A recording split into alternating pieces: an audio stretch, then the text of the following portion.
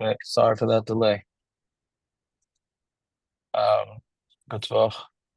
Good job. Okay, I'm not sure where we should start with the standard Pesach or for Pesach, the special situation that we have this year that Erev Pesach falls out on Shabbos. I'm assuming we'll start with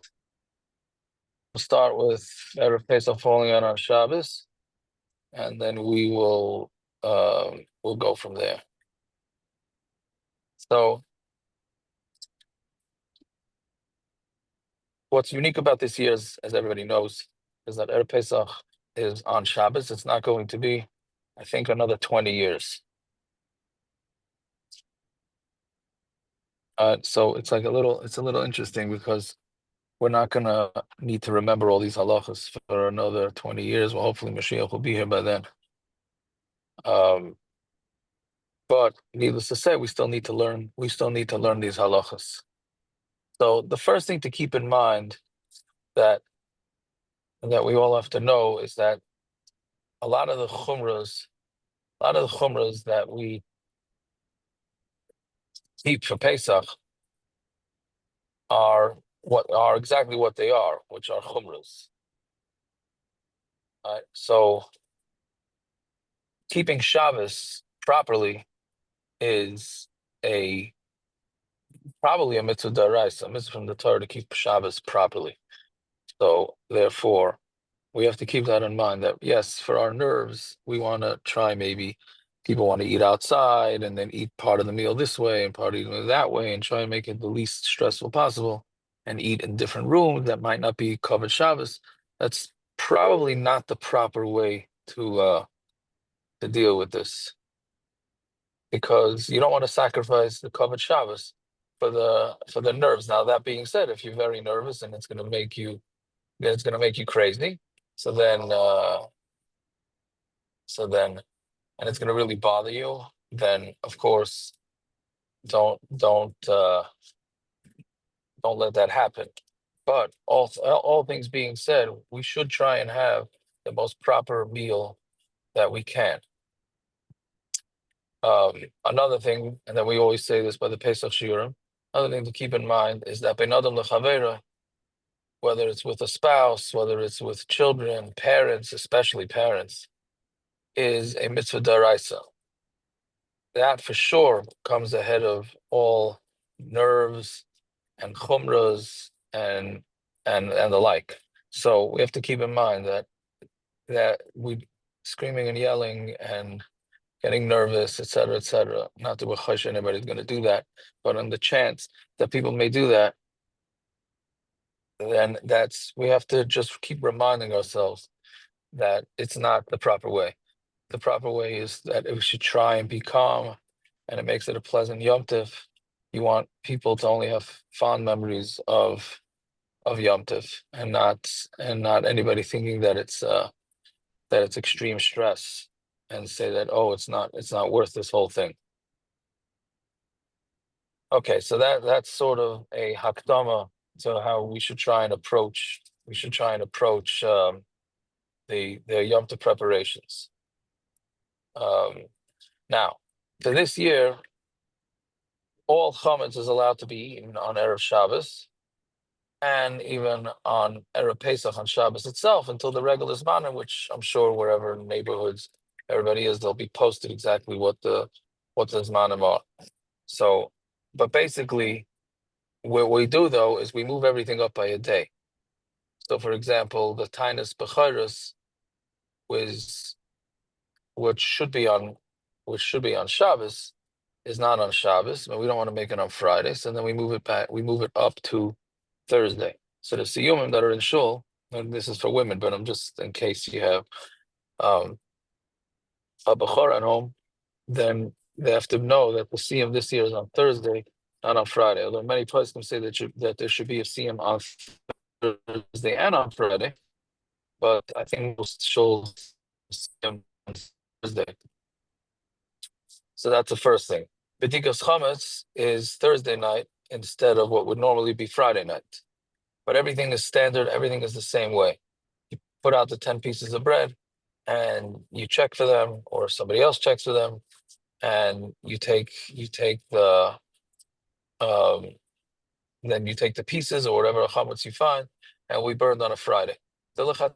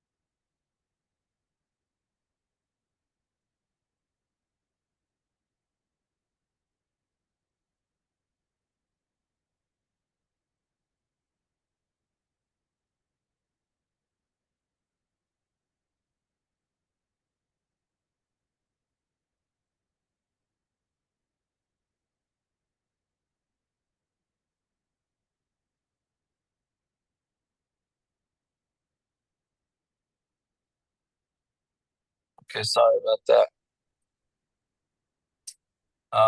I don't know where I lost, or where I lost. Um, uh, okay, I think we were talking about Tanis B'charis. No, maybe no. I think that was meaning Tanis B'charis basically is Thursday, so the Siyum is this week Thursday, this year Thursday. Really, the chametz should be burned on Friday morning before the regular time that we burn, even though it's really not necessary because you can eat chametz a whole day, so there's no reason to burn your chametz by on Erev Pesach. Meaning, it's not. I'm sorry, it's not like Erev Pesach where the Zman is 4 hours into the day. It's the day before Erev Pesach, so therefore you can eat chametz all day, which is what we'll discuss in a minute. So therefore, it's really there's no reason to burn, but we don't want it to be forgotten in coming years. So we try to do it as much as we try to keep it as similar as we can. The mechiras chametz is also going to be done earlier in the day, meaning with the guy. Even though we don't have to, we could wait a whole day to sell it, but we normally do it earlier. If but obviously, if somebody misses the mechiras chametz every year, there's people that ask about can they still sell the chametz once it's already done with the guy. Usually, it's already too late. But this year it's not too late, the entire Friday. But obviously we shouldn't come to that. We should try and keep the make sure you sell your chametz to the Rav by Thursday the latest. So yeah, so that's that. Now, what's causing I think the most stress is what do you do about serving? What do we do about challah or bread because we have to have Friday night meal, we have to have Shabbos day meal, we have to have Shalosh Seudos. So we have to have 3 Sudas, and we want to make sure that we can have bread in order to be Mekayim the mitzvah properly of keeping the mitzvah of Shabbos is you have to have lechem mishnah, you have to have bread. So the problem is that who wants to have bread in their house on Erev Pesach, especially when how are you getting rid of your bread, your leftover bread, or chametz when it's Shabbos. So this has been the age old problem. Now you're going to say, okay, why can you have matzah? So the halacha is that you're not allowed to have matzah on Erev Pesach. So, and really the halacha is it's only on Erev Pesach. Many people have minhagim for 2 weeks before Pesach and from Purim, etc. So those are all customs there.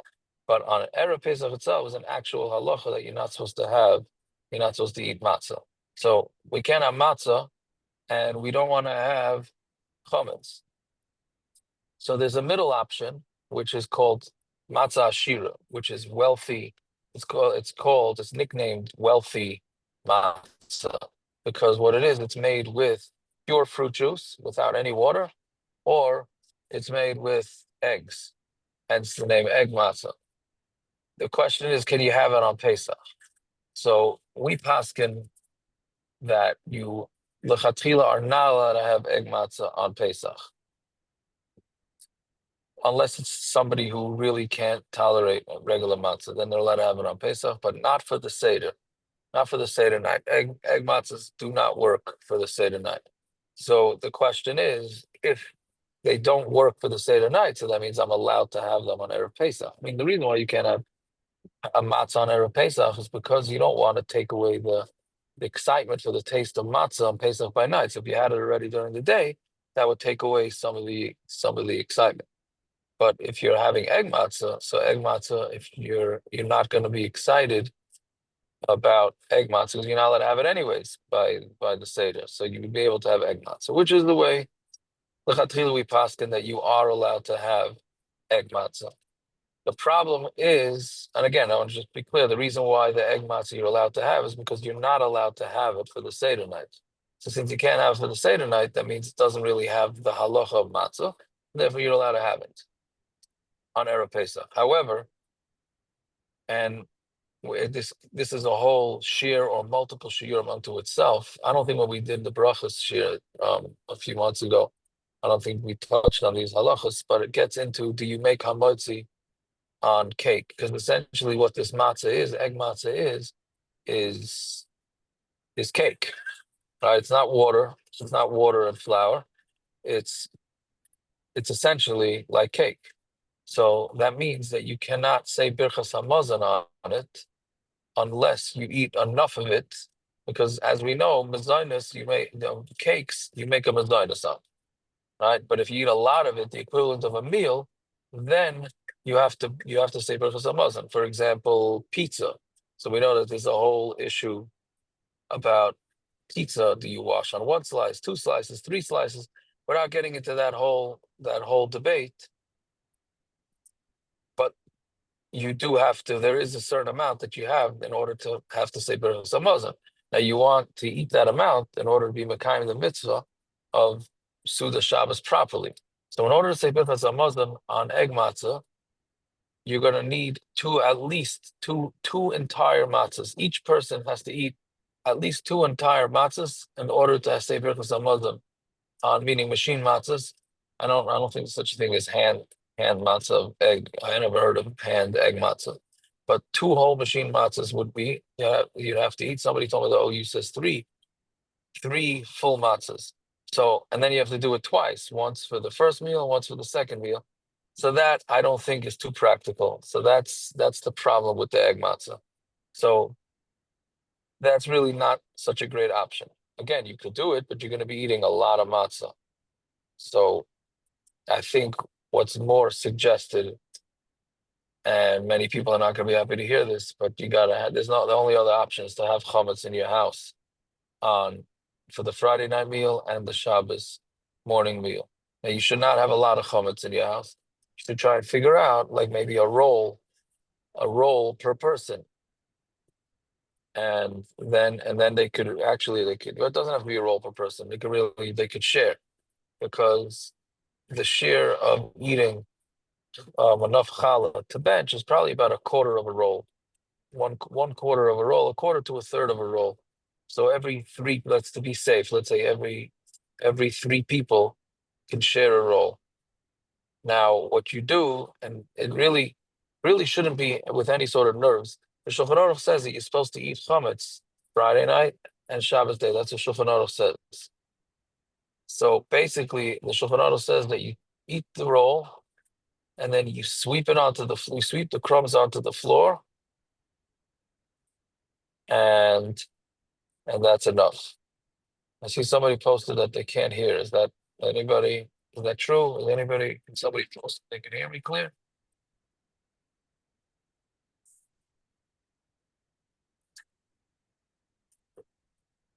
Okay.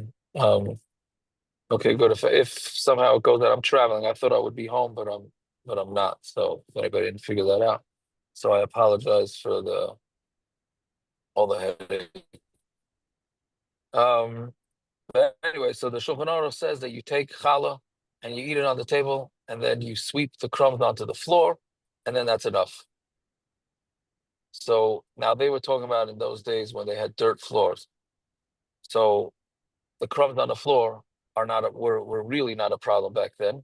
But the truth be told is that, and this is an important point for everybody to know, we are not worried about crumbs on the floor. When we're doing bedikas chametz and when you're cleaning for chametz in the house, although there's many people that like to take the toothpicks and go through the floorboards and the cracks in the floor, et cetera, et cetera. That's absolutely not required. If someone chooses to do so, they're welcome to. I think it's probably a waste of energy to do that because crumbs on the floor are considered automatically disgusting, and nobody's going to want to eat that anyways.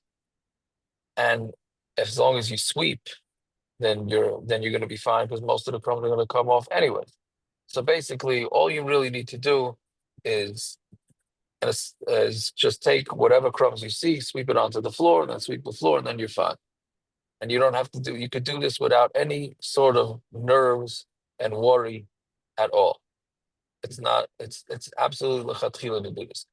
And for us now that we have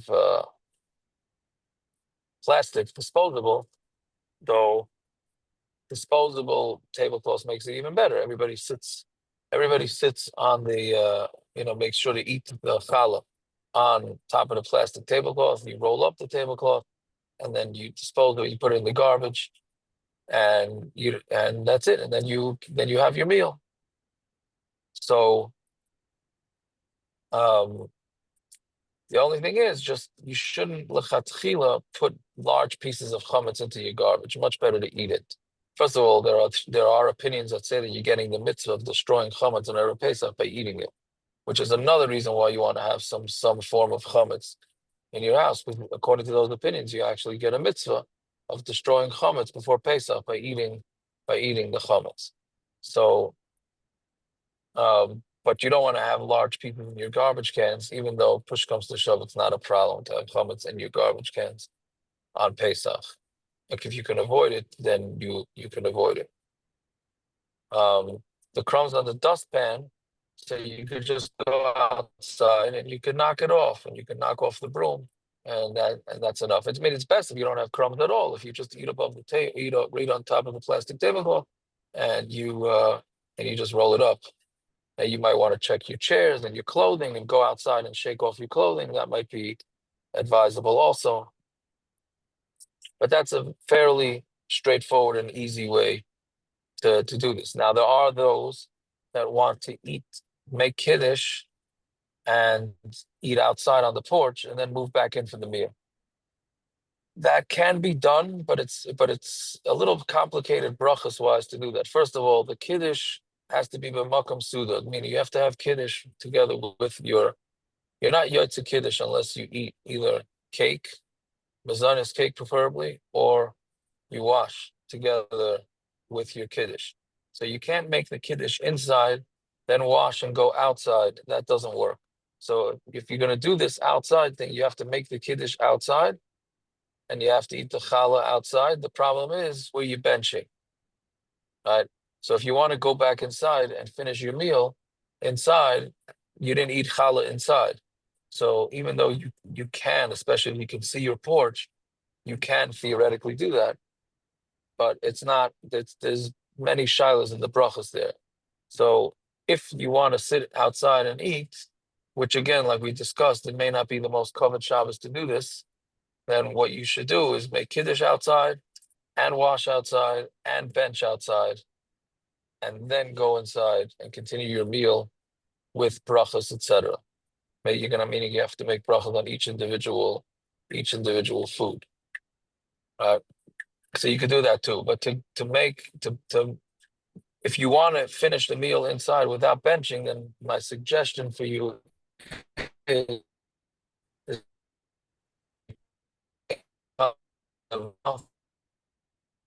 then swallow it sitting at. Again, that might make you nervous, so that option may not be great either. But that is another option. Now the problem is also you have to eat solar sudas. We eat 3 sudas on Shabbos. 1 Friday night, 2 Shabbos day. Normally, we want to eat. What we do is we have one meal late morning, early afternoon, and then we have another.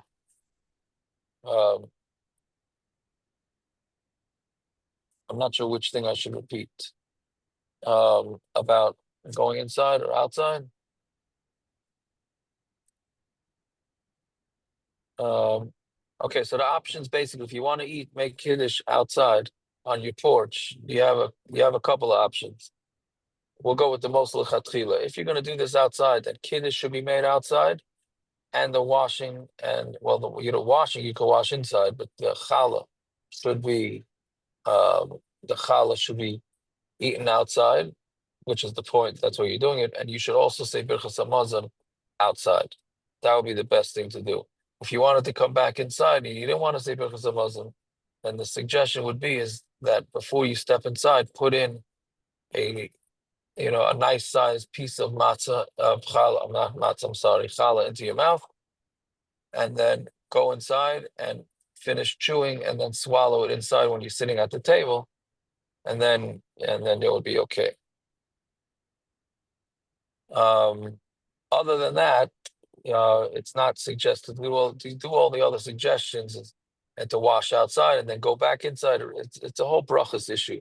So, like we said earlier, we don't want to sacrifice Shabbos for this, and we don't want to sacrifice any halachas that we have to keep with brachas. Yes, you can pitas is a good idea. It makes less crumbs. Bagels is also okay. Bagels are okay. I think they meant. I mean, I don't know. Plain bagel makes less crumbs. I think, but pita certainly pita's fine. Obviously, you want 2 whole pitas for at least for lechem mishnah.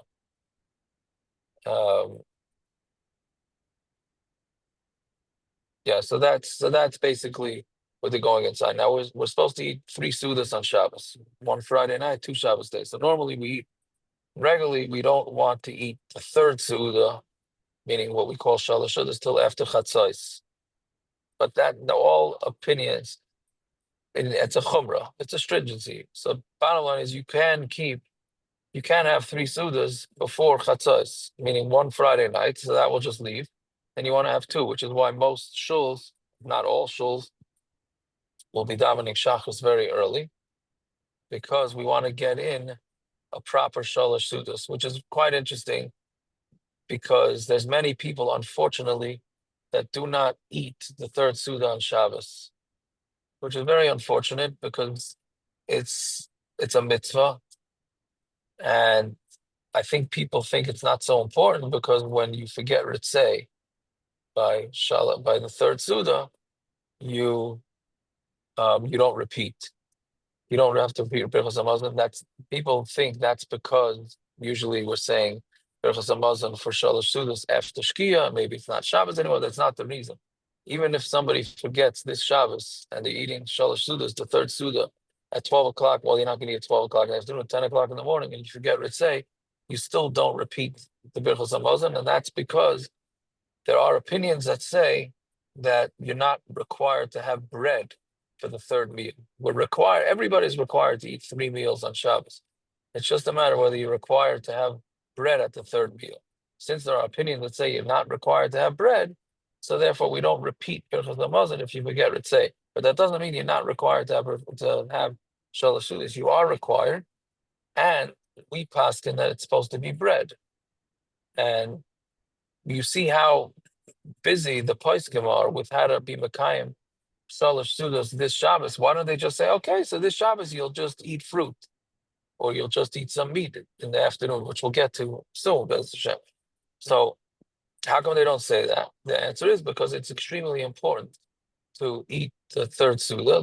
The Gemara says many good things come out from eating the Shalosh Sudas, of which one of them is that you get saved from the pain of before the Chevle Shel Mashiach.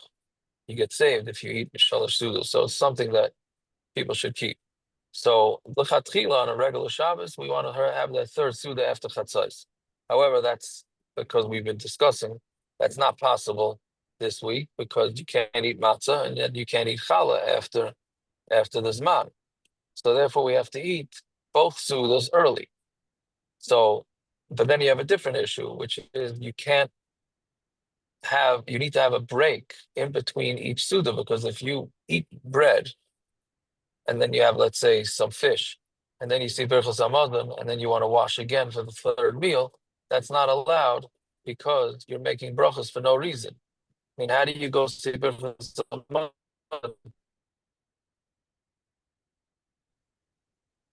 So what you have to do is you have to make some sort of separation between the first meal and the second meal. So the best way to do that is to say Birchos Hamazon, and then leave the table, go outside for a walk, go learn something, go in the kitchen, and be busy with something else. So, and we say it's approximately 15 minutes is the amount of break that you need between the first meal and the second meal, and that's enough. A little longer, probably a little better, but you need some sort of break. And taking a walk is certainly good. So, which is the suggested.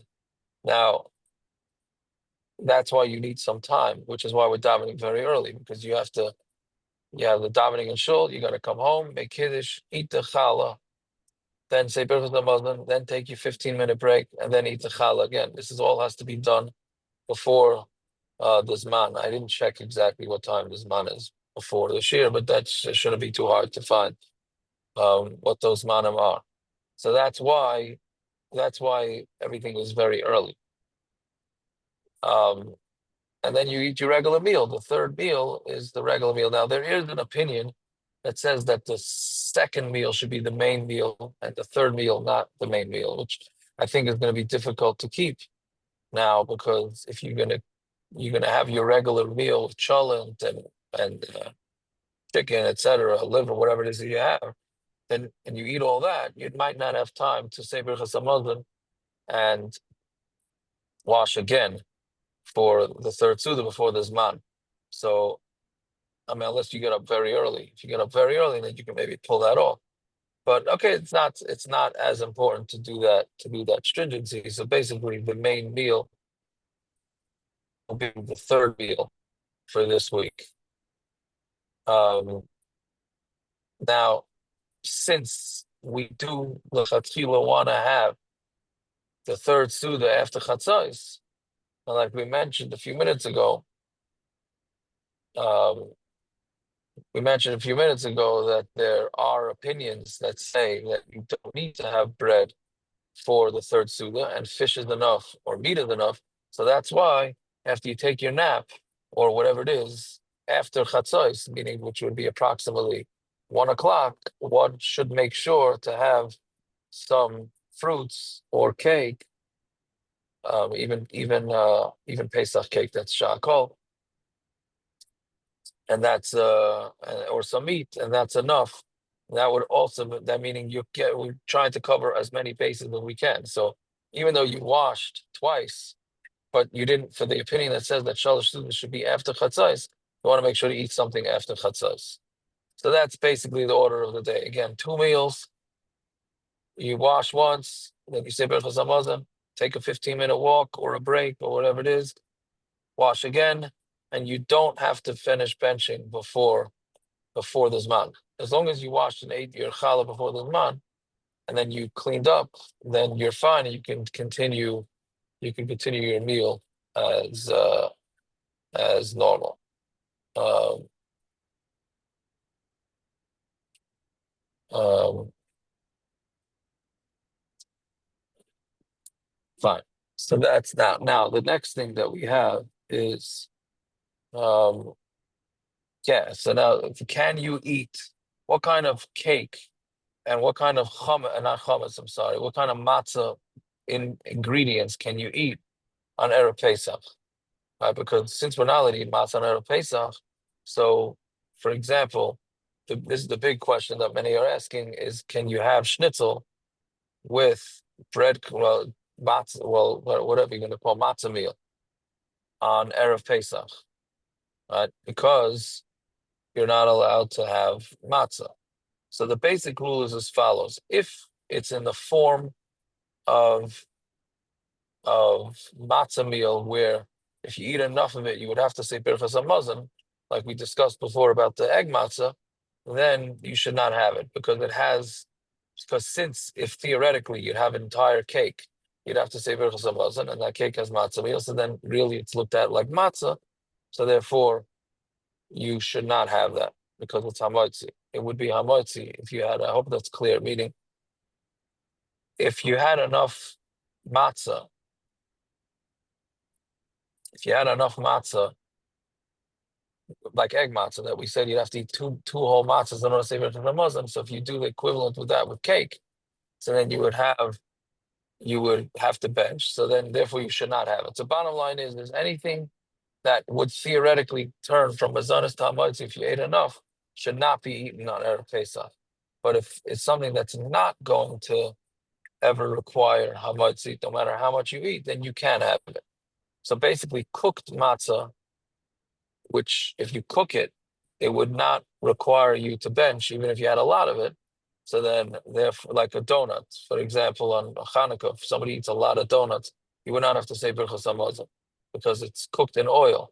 So as long as if you're making schnitzel with matzah meal, if you put it into oil, now it would have to be a substantial amount of oil. It can't just be, a little bit of oil. If you'd like to deep fry it, then that you would be allowed to have on Erev Pesach. Because again, you would never wash if you ate that amount.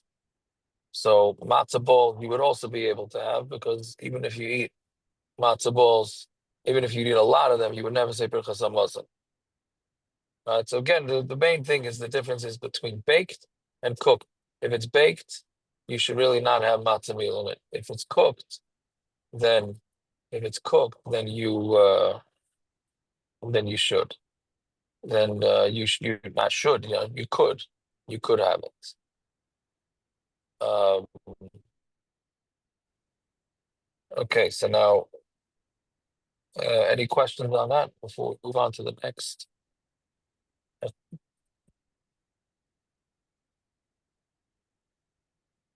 Okay, now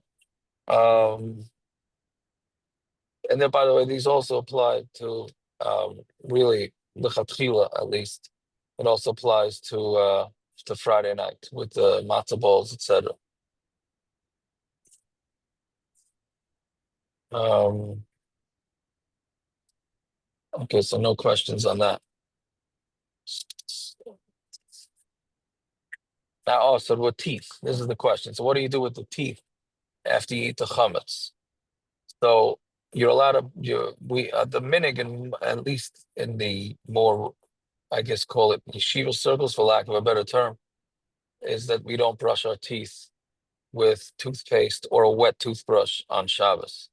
That seems to be the minig, even though there are plenty of opinions that say you are allowed to. So, if you think you're going to have chametz, you think you're gonna have chametz in your teeth, and you're up against this man, and you don't want to swallow. So what you do is you take a dry toothbrush, and you can brush your teeth that way. The problem is that you're not allowed to wash that toothbrush after because that's preparing. So that's what's a little bit of a problem. So what you would do, it's simpler. I mean, you could brush your teeth with the dry toothbrush and then throw out the toothbrush. Many people get new toothbrushes for Pesach anyways, which is probably suggested. So you can take that toothbrush and brush your teeth and then throw it out. That's one option. The other option is you could have toothpicks and and you can just pick out whatever chametz, or you can just really wash out your mouth, and you really don't have to worry, because even if somehow some of the chametz gets into your food, and you end up swallowing it, it's not the proper measurement of chametz, anyways. So you're really going to be okay. So there shouldn't be any sort of nerves or stress, like we mentioned, about doing this with the teeth. But just washing out your mouth is fine. Pre-cut dental floss is also okay. And if you have any extra chametz, the simplest way to get rid of it is to flush it down the toilet. That's not called putting, it's not a problem bringing chametz into the bathroom, etc. That also you're supposed to say. Normally, when we burn the chametz, we say the kol chamira. When you burn the chametz, but we don't do that. You see, Friday we said you burn the chametz at the regular time, but you don't say the kol chamira, which is nullifying all chametz that's in your property, et cetera, because there's no point, because you're going to be eating chametz Friday day, and you're going to probably have chametz Friday night and Shabbos morning also. So why would you nullify it? So what you do is you say it on Shabbos morning after you're finished eating your chametz. Okay, now, excuse me. So now preparing for the Seder on Shabbos is a problem, because you're not allowed to prepare from Shabbos to Yom Tov.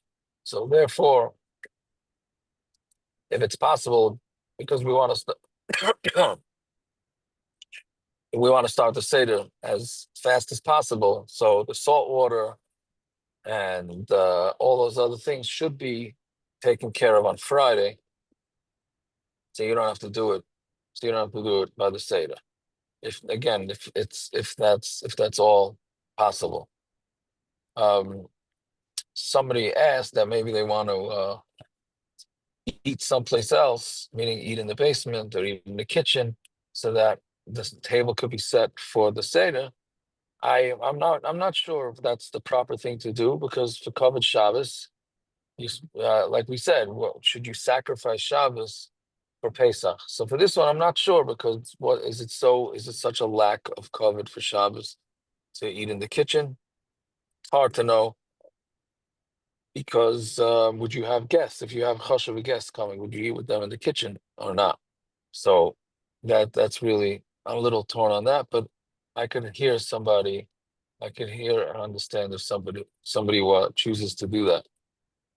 Just make sure that the chametz doesn't go anywhere near the dining room, if that's where you're going to make your seder. Sleeping, this is going to be a common question, meaning you're going to want to tell the kids to take a nap. A deck would be the same thing, but if you normally eat on a deck, so then if you'd have a respectful meal on the deck, so then that's also okay. Many people are going to want to say that they're going to take a nap so that they could stay up late by the Seder. That should not be said. You're allowed to take a nap, and it's not considered preparing for Yom Tov, because your body's benefiting right then and there. It's enjoyable on Shabbos to take a nap. So therefore, it's not considered preparing. However, you should not say that you're going to take a nap so that you'll have energy that night. And you shouldn't tell the kids that they should go take a nap so that they'll have energy for the night. It should go, I mean, you could say before Shabbos, that when you say tomorrow on Shabbos that you're going to take a nap, you tell the kids, you tell the family that when I say that, I mean the reason why you should do it is to give it so that you'll have energy for the Seder. But you don't want to lechatchila say that.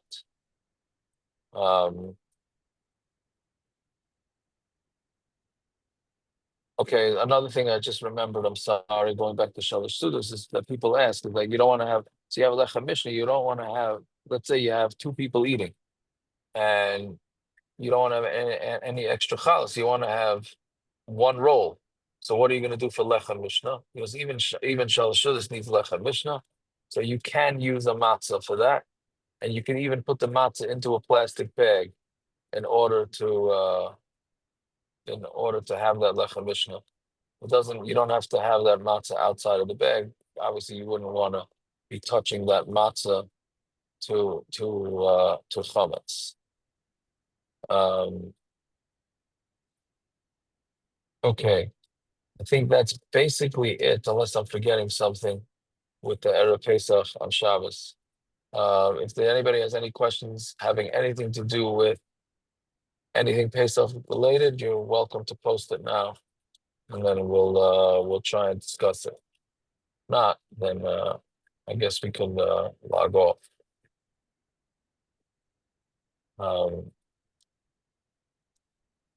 Okay. Yeah, so you could have Pesach cake on Friday. That's not a problem. You could have, yeah, because it's not Erev Pesach, so you're allowed to have the Pesach cake. Until what time can you eat before the Seder? That's a good question. You could eat up until Shkia. But don't fill yourself up, because you want to make sure that you're still eating the matzah when you're hungry, which is usually a few hours later. So that is, but don't stuff yourself. Yeah. Okay.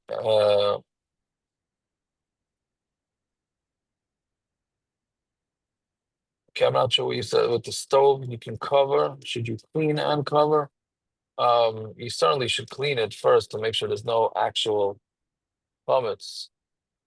But and then cover. Yeah, it's best to clean it and cover. Okay, so somebody living alone. Yeah, I should have discussed that. Somebody living alone with the bedikas chametz is, yeah, you make the standard bracha, and you should still put out 10 pieces. It's an interesting thing, because the Kitzur Shulchan Aruch doesn't bring this whole thing about putting out 10 pieces of bread for the bedikas chametz. The Mishnah Brura brings it. It's for Kabbalah reasons, which is interesting, because we don't usually do Kabbalah. What they said, for whatever reason, Mishnah Brura says you put out 10 pieces. Now, the reason to put out the pieces is because, since we clean so well, most people know that there's no chametz in their house. So how do you go make a bracha on bedikas chametz if you know that your house is so clean? So therefore, we put out the chametz in order to know for sure that we're not making a bracha levatala. So now, people make a mistake, and they think when there's multiple people living in the household, so you're supposed to hide the chametz, sort of like to challenge the person doing bedikas chametz. Every year there's somebody that calls up and says they can't find that 10th piece of chametz that was hidden. It's not, the 10 pieces does not have to be hidden. It's not a game where you try to get them. And if you do want to play the game, it's suggested to write down where you hide the pieces, so you don't have this problem. But really, the putting out the 10 pieces is Kabbalistic, so just put it anywhere. And obviously, you don't go straight for those 10 pieces, because then that makes a joke out of the whole B'dikas Chametz. When we're doing B'dikas Chametz, we're checking the house, but we're putting out the pieces just in case our previous cleaning was so good. So therefore, you want to just make sure you're not making a bracha levatala.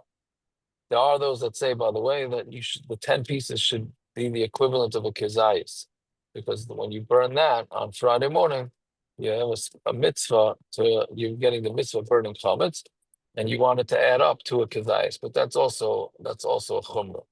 And you could use Cheerios, you could use anything for to put any sort of chametz. Doesn't necessarily have to be bread. Okay, so now there is this man to stop eating chametz on Shabbos. I'm assuming this man will be somewhere in the 10 o'clock hour. I did not check up the exact times, but I'm sure WhatsApp chats will have all this man and posted, etc. How are you yotze kiddush on Pesach with shahakol cake is a big issue, because, like we discussed, you need to have kiddush b'makom suda. and chocolate cake is not Suda. So there are some that say you could do it with potato kugel, some say you could do it with fruit. Some say what you could do is have two revias of wine, meaning have an extra portion of wine, or you can do what I would do, which is wash on matzah. And I know it's a lot calorie wise and taste wise, it's an issue, but it's an issue for some.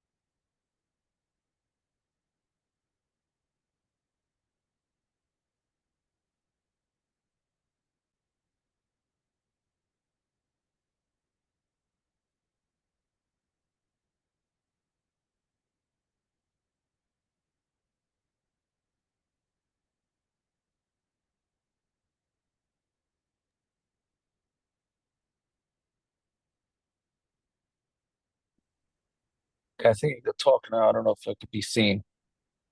Um, okay, I apologize. Um,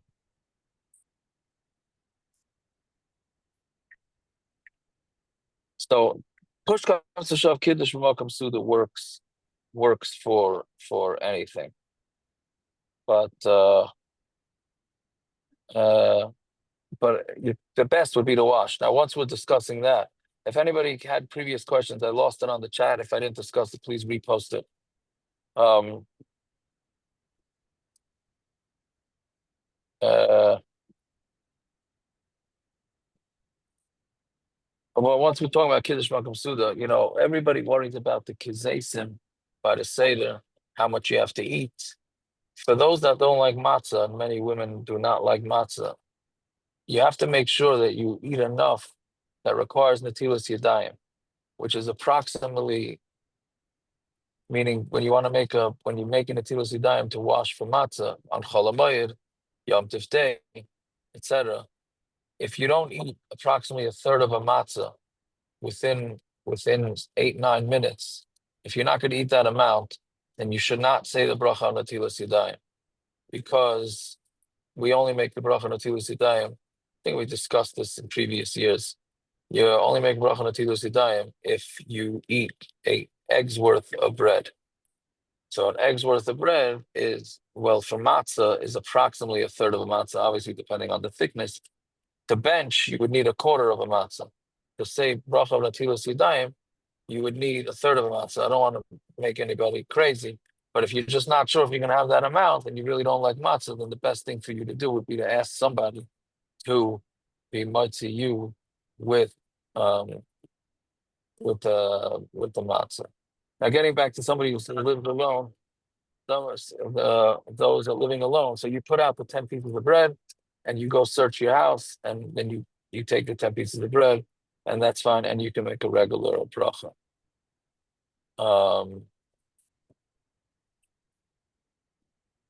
okay. Self-clean cycle. 2 hours is enough. I'm going to change that on my PDF because it's coming out that 2 hours is enough in the self-clean cycle. So even you can stop it early. It's a big problem break from the self-clean, so they want to be able to just turn the oven on high for 2 hours.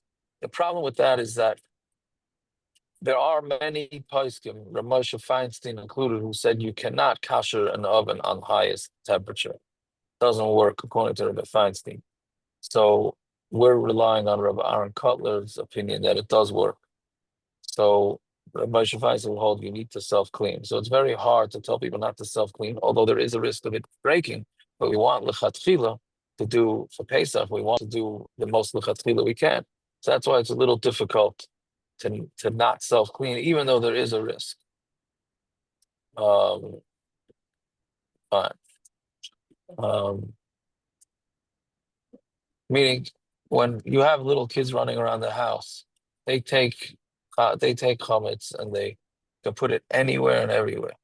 So you have to try and check the entire house. It doesn't mean you have to scrub the entire house, but the entire house has to be checked for chametz, meaning under beds and in cabinets and in drawers.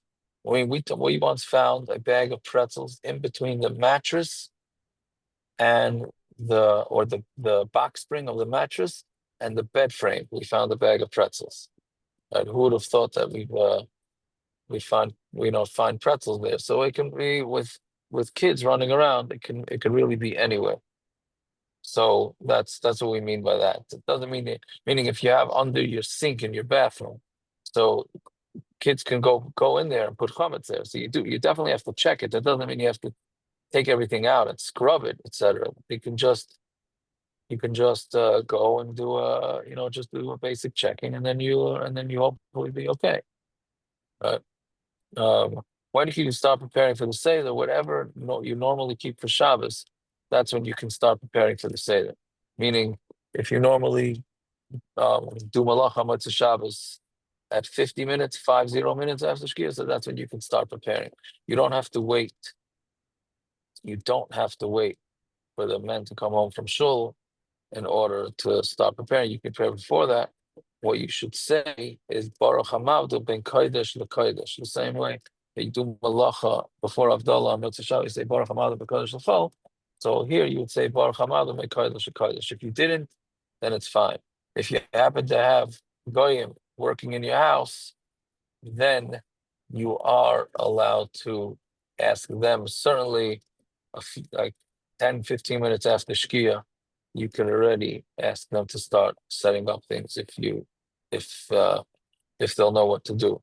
You can even ask them straight out.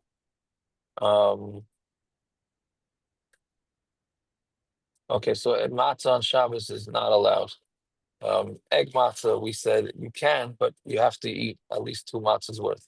But regular matzah is not allowed to be eaten on Shabbos.